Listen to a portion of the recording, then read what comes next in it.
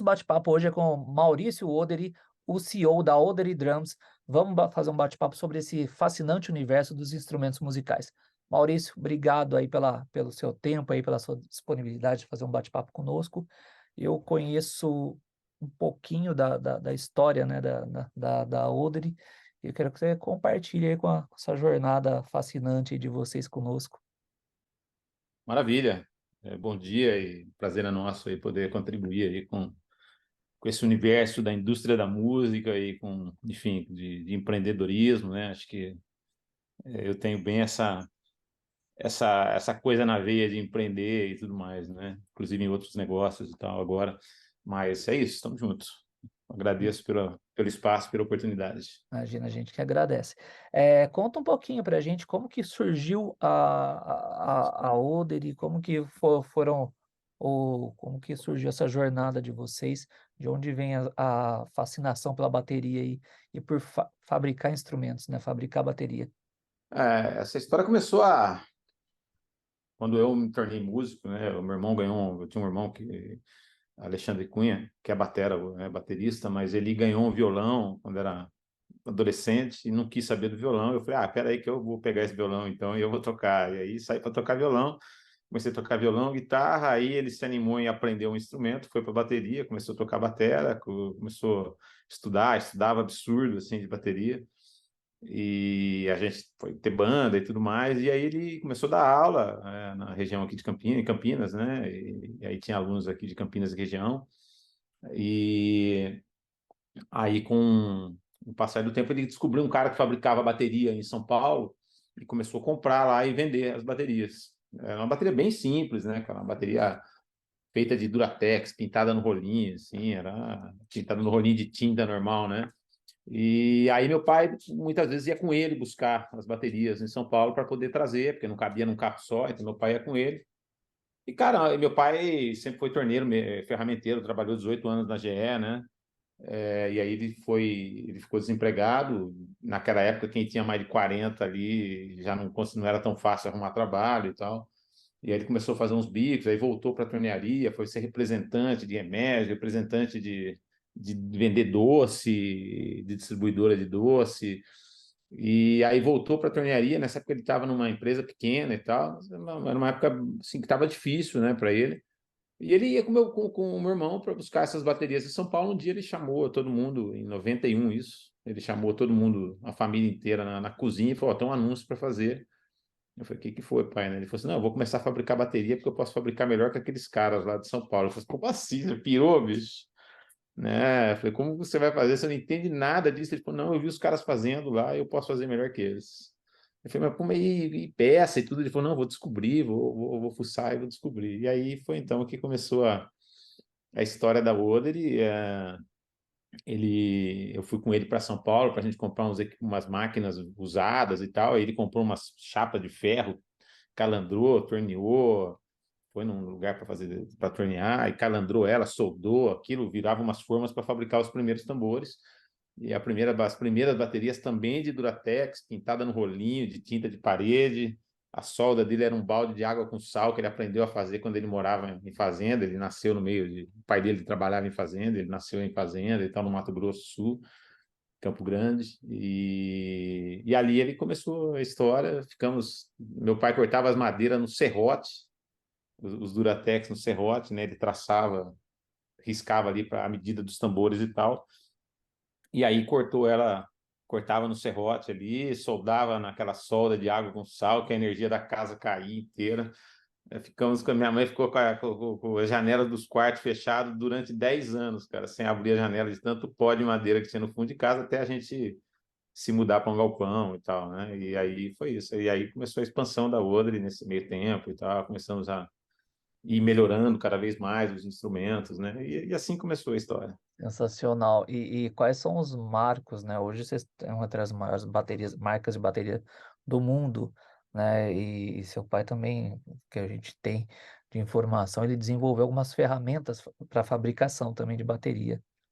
Tudo que a gente, é que assim, hoje, passado 34 anos aí, né, dessa história, A gente hoje fabrica as baterias no Brasil, somente as baterias custom, né, que são as baterias feitas sob encomenda, onde o cara encomenda do jeito que quer, na medida que quiser. E a gente fabrica também na China por uma questão econômica, uma questão de viabilidade competitiva, né? Sim. Fabricar aqui, infelizmente, com toda a burocracia e fiscal e impostos que existem no Brasil, a gente não conseguiria ter preço para vender para outros países, né? E até mesmo aqui, né? Ficaria muito difícil competir com as baterias importadas e tal. Então, a gente desenvolve todos os projetos aqui e fabrica lá fora. Mas todas as ferramentas, todos os ferramentais, né? A maioria dos ferramentais, das máquinas que a gente tem aqui no Brasil, aqui na fábrica, né? Onde a gente fabrica as baterias custom, eles foram basicamente todos construídos por nós, assim, a maioria pelo meu pai mesmo. Então ele ficava pensando de noite o que eu vou fazer, né? Como é que eu vou fazer para uma máquina para lixar um tambor? Aí ela começava a construir, soldava, comprava chapa, comprava correia e não sei o quê, e enfim, ia lá e montava a própria máquina, pintava e tudo mais. Mesma coisa as formas para fabricar os tambores. Então ele foi desenvolvendo formas melhores e tal, construídas todas em madeira, torneadas, máquina para lixar casco por dentro, por fora, máquina para secar na pintura, que é uma coisa que não existe, né? Você, eu quero comprar uma máquina para lixar tambor. Não existe isso, eu tenho que ir lá e construir. Então, todas as máquinas que a gente tem ali, né, para colar revestimento nos tambores, para fazer marchetaria. Então, foi tudo meio que ele que construiu ali, né? Com o auxílio do nosso time, assim, e tal, que vai dando ideias, tal. A gente tem funcionários ali que estão com a gente há muitos anos, né? Os colaboradores nossos aí tem o Alexandre, por exemplo, que está lá entrou antes de mim, assim, vamos dizer, né? Eu comecei a ajudar meu pai logo no comecinho, mas era mais uma ajuda pontual e tal, depois que eu entrei mais de cabeça mesmo. Logo depois, né? Um pouco depois, 2 anos depois. Então, a gente tem uma pessoa que está lá, que é o Alexandre, que ele está lá desde o começo, né? Junto com meu pai. É isso. E como que você vê como que você enxerga essa mudança de comportamento tecnológica e de comportamento de consumo mesmo? Como que vocês lidam com esse processo, né, com essas transformações que a gente vai tendo a cada década? Como que vocês foram evoluindo juntos com essas transformações? Cara, quando a gente pensa na bateria em si, que é um instrumento acústico, ela é um instrumento, cara, que não teve muitas mudanças, né? Principalmente quando a gente pensa nas questões tecnológicas.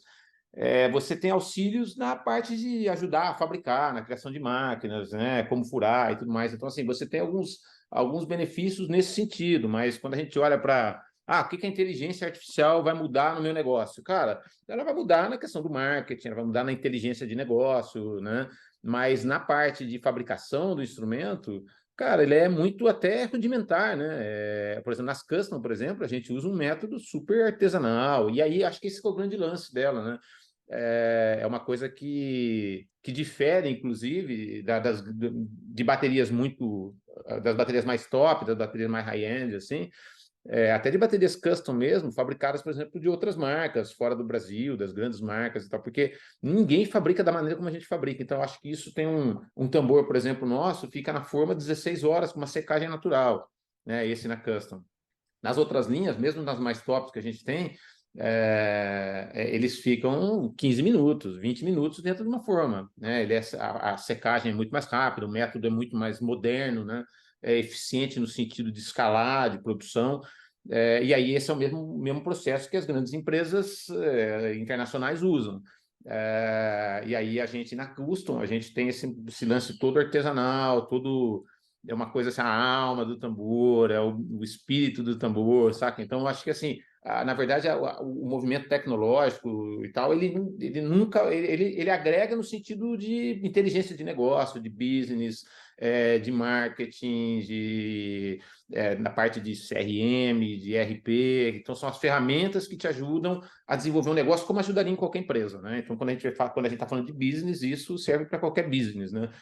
Mas no caso da fabricação, muito pouco, porque o instrumento acústico é justamente isso. Se fosse uma bateria eletrônica, muda tudo, mas como é uma bateria acústica, é madeira, um negócio natural, um negócio vivo, muda um pouco, muda pouco, né? Então você tem mais uma questão de facilitar no desenvolvimento do design das peças, da criação, né? Das linhas que você vai trabalhar em termos de design, em termos de tecnologia, para fabricar aquelas peças. Então isso ajuda um pouco, mas acho que comportamento já do consumidor, que aí a gente está falando de uma outra coisa, né, que vem mudando ao longo do tempo, também acho que não influencia muito, porque assim, influencia no sentido acho que da cultura mais só, porque quando você olha assim para a música que rolava antes, para quem queria, quem tinha os artistas antes, quem se espelhava, eu quero ser um guitarrista porque eu sou fã do cara do rock and roll lá que toca uma guitarra assim, ou que toca a batera daquele batera.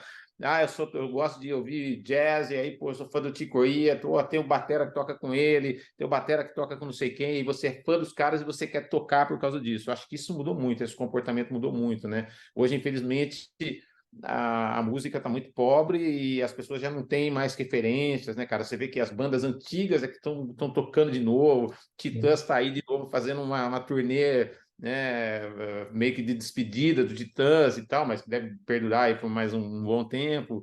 Então, assim, você vê que os caras de antes que estão aqui, porque, cara, parece que não surge nada novo, e aí, cara, infelizmente, eu acho que esse movimento da cultura musical, ele empobreceu demais, né? Então, acho que isso prejudica um pouco nessa questão de poder desenvolver instrumentos mais instrumentos, de ter um mercado maior de fazer isso crescer. E também o país não investe nada em cultura, né? Isso é histórico, né? Infelizmente, isso não acontece também, o que também prejudica, né?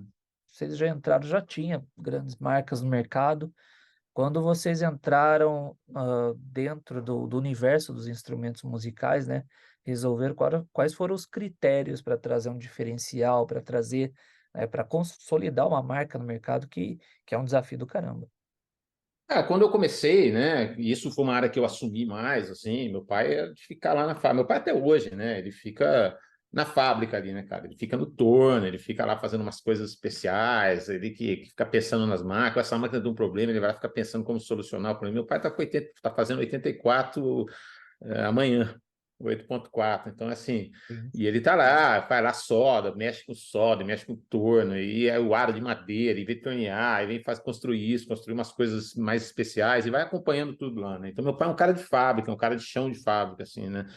Então, toda essa parte de construir a marca, de construção da marca, do marketing, de olhar o desenvolvimento de produtos, isso aí foi sempre uma coisa que eu toquei desde o começo, né? Só que, bicho, assim, achei era uma coisa meio natural para mim, porque não foi uma coisa que eu fui estudar para fazer isso, era uma coisa assim, eu sempre fui meio muito atirado nesse sentido de chegar e falar, cara, meu, tem que fazer isso acontecer, e vamos para cima, e aí a gente vai aprendendo também, né? Obviamente a gente faz coisas erradas, né? Não tudo dá certo, mas muito mais coisas deram certo do que errado, né? Poucas coisas deram errado. Então, assim, o que eu sempre pensei desde o começo, assim, cara, a gente tem que melhorar, a gente tem que construir um negócio legal. Eu olhava, a gente começou com uma bateria muito simples, né? E eu olhava sempre para as marcas importadas e tal, e falava assim, não, a referência é aquela ali, vamos atrás daquilo, vamos atrás daquilo. Então a gente foi melhorando, melhorando, melhorando, e chegou uma época que a gente tinha lá 8 modelos, desde bem simplesinho, assim, até daquele de Duratex pintada no rolinho, com as ferragens vincadas e tal, até uma bateria já mais legal. Daí eu falei, cara, pai, a gente tem que vamos ficar só nas baterias mais legais e não sei o quê, vamos começar a limar essas baterias mais simples e tal. E aí a gente começou um processo de tirar essas baterias mais simples, até a própria criação da marca, né? Quando eu pensei, a gente começou lá, puta, que marca que eu vou colocar? Pensava no nome, pensava no outro. Eu parei, dei um estalo e falei assim, cara, olha o nome do meu pai, Oderi. Um nome esquisito, né? Que não existe, é o primeiro nome dele, não é sobrenome nosso. As pessoas me conhecem como Maurício Oderi por causa da empresa, todo mundo me chama Maurício Oderi e começou e meio que eu adotei um nome artístico aí de Maurício Oderi, mas nosso sobrenome é Cunha. É, E aí eu falei, pô, meu pai tem um nome diferentaço, cara. Eu falei, pô, vai ficar muito massa esse nome como marca. E aí foi, pá, falei, não, essa daí. Aí foi mais no feeling mesmo. Então acho que sempre foi muito feeling. E a partir do momento que a gente começou a desenvolver e começamos, né, tivemos aquela bateria mais legal, aquele modelo mais interessante, e cada vez melhor. E aí um dia eu falei, pai, é o seguinte, a gente precisa ir para fora, a gente tá com umas baterias demais, bateria bacana, a gente tem que levar essa bateria para, tem que exportar essa bateria aqui. Eu vou para a feira da Alemanha para conhecer aquilo. Aí ele falou, cara, você tá louco? Aí foi a vez dele falar que eu tava louco, né? Não, você tá louco, bicho.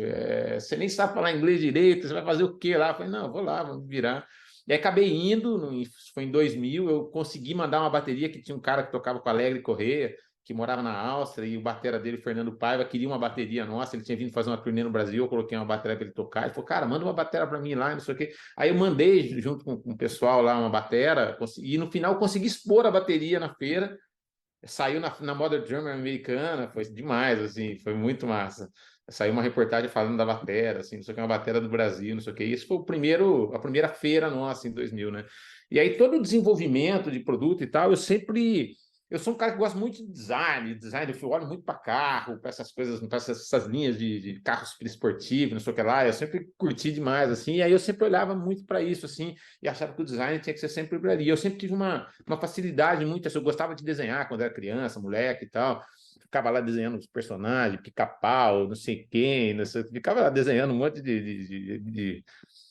da corrida maluca lá, aqueles carrinhos, aquelas coisas, ficava lá desenhando, e aí eu sempre tive uma facilidade de desenhar, então eu começava a rabiscar as peças, vou rabiscar uma canoa aqui, desenhava uma canoa na mão, pô, aí chegava para um cara, uma empresa, um cara, a gente variou isso, né? Hoje a gente está com uma empresa hoje que ajuda, né, a botar esse desenho no 3D, que daí no software eu não mexo, e aí eu vou remodelando, eles vão dando sugestões, eu vou remodelando e tal. Então, esse é o processo de criação que eu faço. Eu sempre rabisco tudo na mão. Então, todas as peças passam por mim que faço os rabiscos, desenho as peças e tal. E aí, esse pessoal bota no 3D, aí a parte mecânica tem que funcionar. Muitas vezes eu falava, pai, eu fiz esse desenho aqui, meu pai já ia lá e pegava um pedaço de madeira, um pedaço de ferro, ou qualquer peça de alumínio, e pá, desenhava, ia lá no torno, com martelo, ficava meio mais ou menos assim, mas pelo menos para a gente ver como é que ela era. E principalmente a parte funcional dela, mecânica, né? Se iria funcionar, se precisa fazer alterações ou não.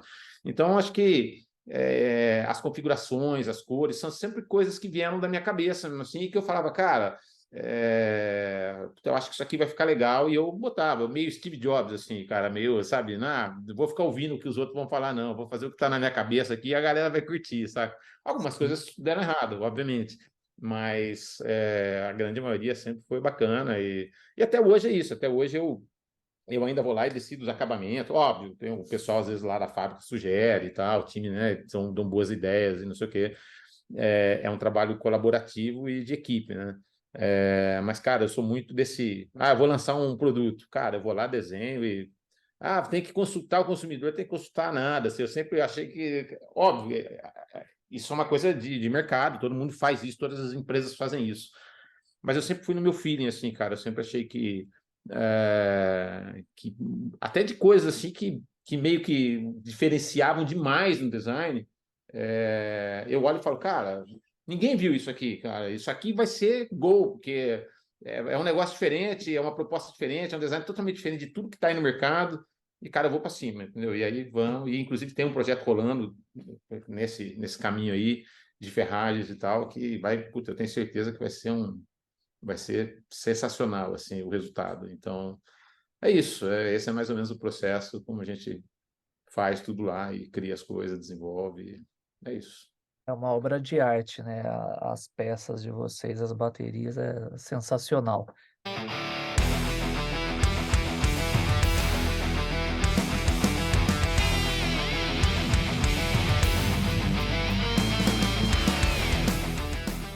Timbres, um mundo do som.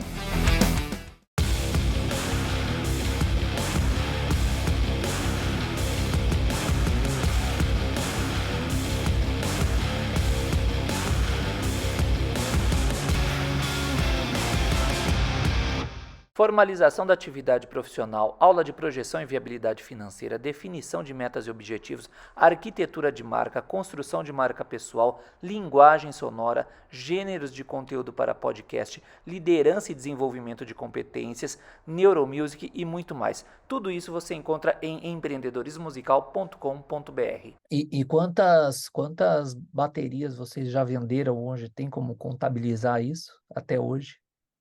Putz, a gente não tem isso contabilizado, mas é bastante, porque assim, aí você envolve as baterias desde as baterias mais de entrada que a gente tem, que já é uma bateria profissa, assim, a gente nunca foi para uma bateria muito, muito de valor agregado muito baixo, assim, sabe? A gente sempre olhou para o mercado e falou, não, cara, a Audrey tem uma marca, é consolidada, por mais que a gente vá lançar um produto de entrada, na verdade, de entrada ele está no mercado intermediário, né? Até novidades vão vir aí e tal. mas mesmo essa novidade, que vai ser um custo um pouco de um valor agregado um pouco mais baixo, para atingir um consumidor que hoje a gente não atinge, mesmo ele vai ser um produto muito massa, assim, vai ser um produto muito legal e com vários diferenciais com relação às outras que estão aí, assim. Então, tem algum risco porque é uma coisa, quando você sempre coloca uma coisa que não existe no mercado, ou muito diferente daquilo que existe para competir com uma faixa de mercado que você hoje não atende, principalmente que é mais na base da pirâmide, você sempre tem um risco, né? Mas eu sempre acreditei, cara, é aquilo que eu acabei de falar, assim, as pessoas não viram e na hora que vê vão falar, pô, mas isso aí é demais, entendeu? E eu sempre fui muito de imagem, eu acho que o consumidor ele é muito de olhar a imagem e falar assim, se apaixonar, entendeu? Então o marketing, sempre desde o começo, quando eu comecei, tá, os catálogos que a gente fizia, as fotos que eu fazia, era sempre umas fotos sensacionais, uns catálogos top, assim, de pôr a mão, de ver as fotos e tal. Porque, cara, é o cara olhar, porque é aquilo que eu te falei, assim, eu gosto muito de carro, então eu olhava assim, umas fotos de carros super esportivo, um carro, sei lá, diferenciado no esportivo, daí você olha e fala, cara, quero um carro desse aí, saca? Hoje já passou essa onda, né? Mas a gente vai ficando velho, os valores vão mudando um pouco, né? Mas é isso. Então, Não, mas é sensacional. A gente vai compartilhar aí com a galera aí um pouco das obras. Esse lançamento seu está previsto para quando, Maurício? a gente deve divulgar na feira do Conecta, que é a feira da música, que acontece no finalzinho de setembro, né? Hum. 29 e 30 de setembro e 1 de outubro. Mas ela vai chegar no meio para o final de setembro. Quantas pessoas são na equipe hoje para fazer todo o processo da Oderi Drums? Cara, hoje a gente tem na equipe 18 pessoas aqui no Brasil, né? Que está trabalhando na fábrica, na custom e tal. E a fábrica na China não é uma fábrica nossa, mas é um parceiro de. Estamos hoje com 17 anos juntos. Eles são nossos distribuidores na China. Então, eles que representam a Oderi na China. A gente exporta da China para o resto do mundo, então é tudo concentrado ali com eles. Não é uma fábrica nossa no sentido, a fábrica é minha, eu fui lá e construí a fábrica, não é isso, mas é quase como se fosse, né? A gente fabrica outras baterias, até uma marca que eles têm e tudo mais, mas não tem nada a ver com o que a gente faz, porque tudo é nosso design lá, né? Então, todos os moldes são nossos. Como eu falei, a gente desenvolve todo o design aqui, cores das baterias, os testes das baterias, é tudo feito aqui. E aí a gente transfere essa tecnologia de desenvolvimento de design para lá, né? Para fabricar os moldes lá, para fabricar os ferramentais lá, para daí poder produzir cada série que a gente faz. Então é uma coisa totalmente exclusiva nossa, setor nosso. Hoje a gente não tem, né? Depois da pandemia ficou mais complicado e tal, até com a pandemia ficou mais complicado. Mas a gente tinha uma pessoa que morava lá, que ficava lá, bom, brasileiro, né? Que cuidava disso lá. Daí, com a pandemia, a gente brecou isso, né? E ainda não retomamos, mas devemos retornar em um tempo próximo aí.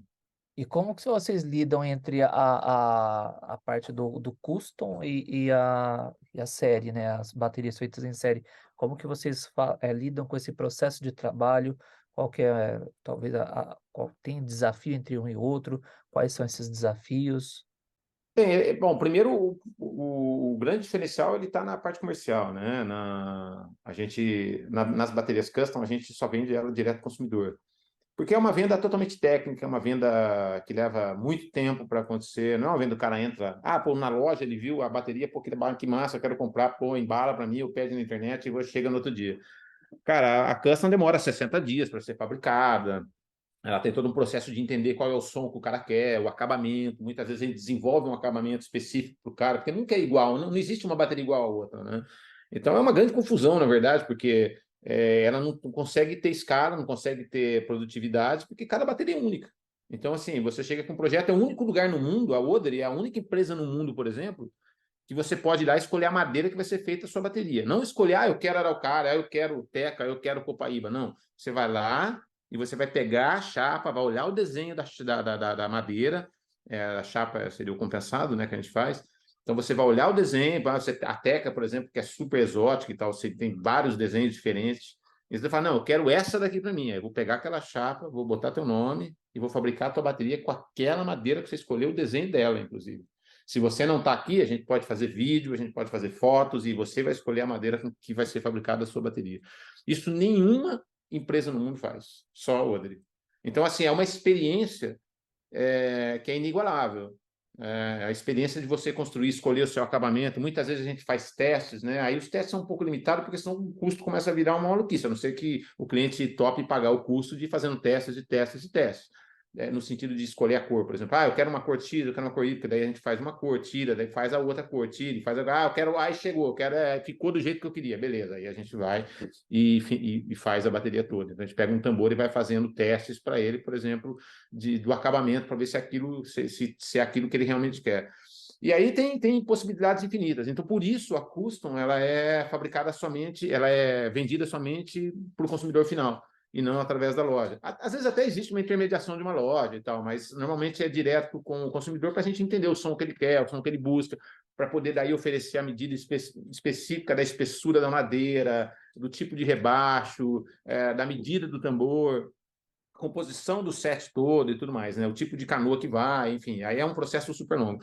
Então, esse é o processo direto consumidor, que é o processo que a gente sempre acreditou muito, assim, até porque a gente com isso tem um contato direto com o consumidor, o cara tem uma experiência diferenciada com a gente, e acho que é isso que faz com que a marca esteja num patamar sempre mais elevado e mais elevado e mais elevado, vai sempre mudando de patamar, né?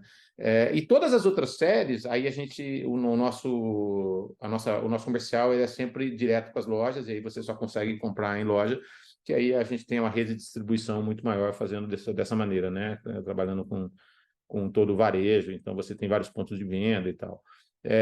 Basicamente é esse o processo de venda da Odry. Uma custom, quanto tempo leva para fazer uma fabricação médio? O prazo de fabricação dela depende um pouco dessa coisa que eu te falei, se vai ter teste de cor, se não vai e tudo mais. Mas assim, eu peguei uma bateria hoje, até ela ficar pronta, seriam uns 15 dias. Mas como a gente tem sempre encomendas, quando o cara encomenda, ela vai levar ali em torno de... Depende da complexidade da bateria, de 45 até 90 dias, por exemplo. Mas na média, uns 60 dias. Quero agradecer mais uma vez pelo seu tempo, pela sua participação, por tanto compartilhamento aí dessa história fascinante aí da Odry Drums. Valeu, Guga. Obrigado pelo espaço. E quando quiser, estamos juntos aí. Grande Beleza, abraço, cara. um abração. Valeu, Maurício. Um abraço.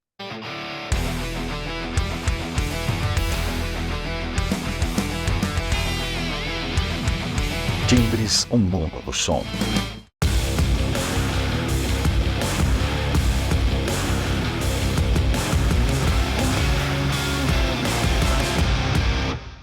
Formalização da atividade profissional, aula de projeção e viabilidade financeira, definição de metas e objetivos, arquitetura de marca, construção de marca pessoal, linguagem sonora, gêneros de conteúdo para podcast, liderança e desenvolvimento de competências, neuromusic e muito mais. Tudo isso você encontra em empreendedorismomusical.com.br.